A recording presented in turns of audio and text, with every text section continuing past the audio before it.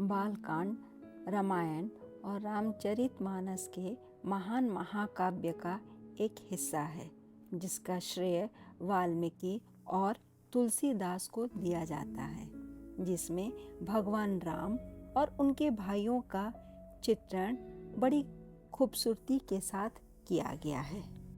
रामायण में लिखे अनुसार भगवान राम त्रेता युग में पैदा हुए थे। आइए जानते हैं इनके जन्म की कथा के बारे में। कई हजारों साल पहले पवित्र सरयू नदी के तट पर स्थित अयोध्या में दशरथ नाम के एक राजा राज्य करते थे। राजा दशरथ से उसकी प्रजा बहुत प्यार करती थी। उनकी 3 पत्नियां कौशल्या, कैकेयी और सुमित्रा थी। राजा दशरथ बड़े ही पराक्रमी और प्रतापी राजा थे। तीनों लोकों में उनकी कीर्ति विद्यमान थी। देवराज उनके मित्र थे तथा उन्होंने देव और असुरों के संग्राम में देवराज इंद्र के साथ मिलकर युद्ध किया था। राजा का साम्राज्य दिन दुगनी रात चौगनी उन्नति पर था, लेकिन उन्हें केवल एक ही चिंता सताए जा रही थी, उनके बाद उनके वंश का क्या होगा। राजा दशरथ की 3 पत्नियां थीं, जिसमें सबसे बड़ी रानी कौशल्या थी, उनसे छोटी रानी कैकेयी थी तथा सबसे छोटी रानी सुमित्रा थी। तीनों पत्नियों के होने के बावजूद राजा दशरथ को कोई पुत्र नहीं था जो उनके कुल को आगे बढ़ा सके।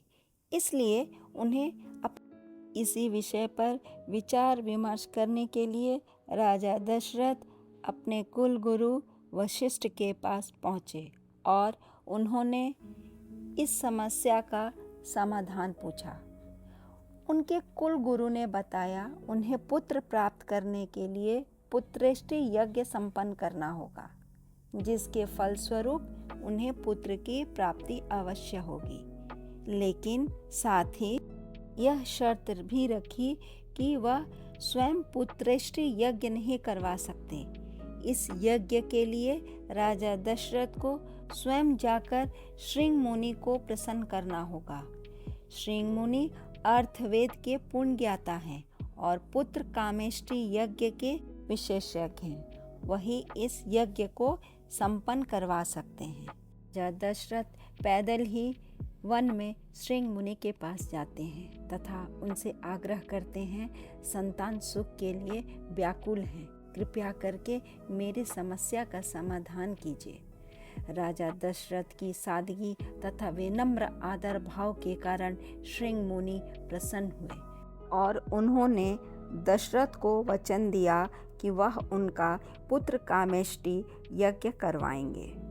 इसके पश्चात शुभ मुहूर्त देखकर उन्होंने दशरथ का पुत्र कामेष्टि यज्ञ संपन्न करवाया।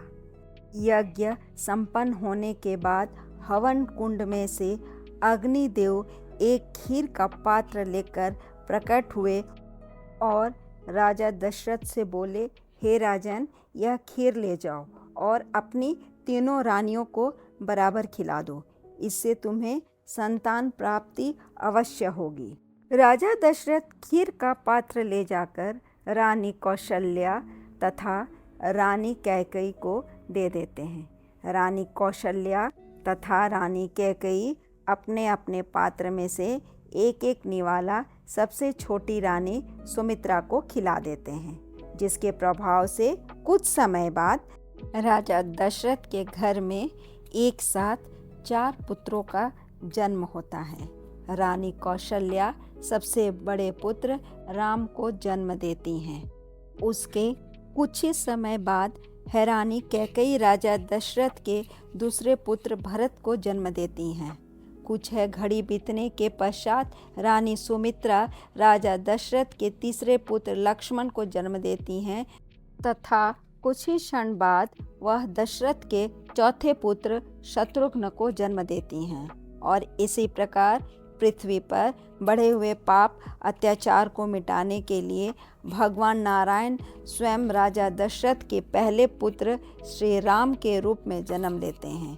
भगवान विष्णु के राम अवतार का साथ देने के लिए शेषनाग लक्ष्मण के अवतार जन्म लेते हैं तथा उनके साथ ही भगवान विष्णु के सुदर्शन चक्र भरत के अवतार में जन्म लेते हैं तथा शत्रुघ्न भगवान विष्णु के शंख शैल के अवतार होते हैं।